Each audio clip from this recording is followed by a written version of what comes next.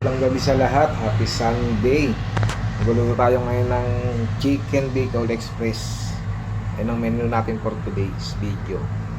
Tingnan natin guys. Kita ng manok, bagoong, gata, mushroom, talong, sibuyas, sili, luya at ampalaya. Pasarapin natin ang Chicken Bicol Express. Mga senpai, simulan na natin ang pagluluto. Isa natin ang bawang, sibuyas, luya, at manok.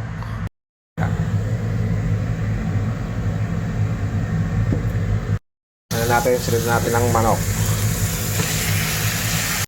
ng Japan, malasa.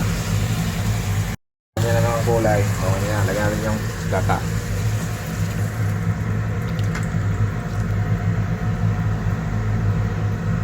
Ng 10 minutes para maluto yung manok.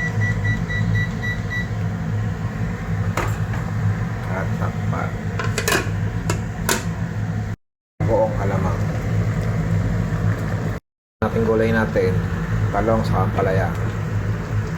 Kaysa masira yung palaya, sama na natin. Masustansya pa. Mushroom.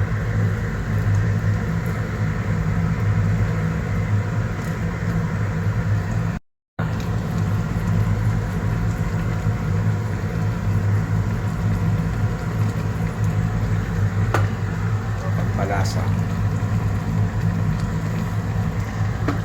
Sarap.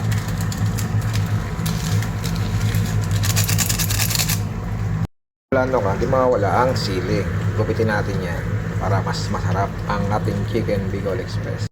Then palag na yan, men. Mga senpai. Halo-halo.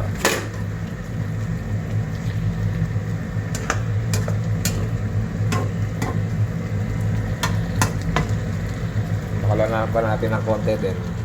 Kain na tayo. Bye. Tikman na natin ang niluto natin. Ito. Chicken Bicol Express. Ayan pala saka talong. Isa masira. Solve na natin. Ayan natin. Tadakimasu. Thank you Lord. Tadakimasu. Ayan natin siya.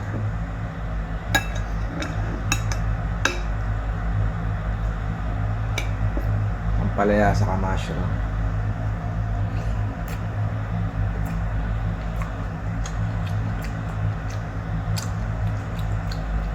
Solid. Hop. Pwede kain. Promise, ang sarap. Talong.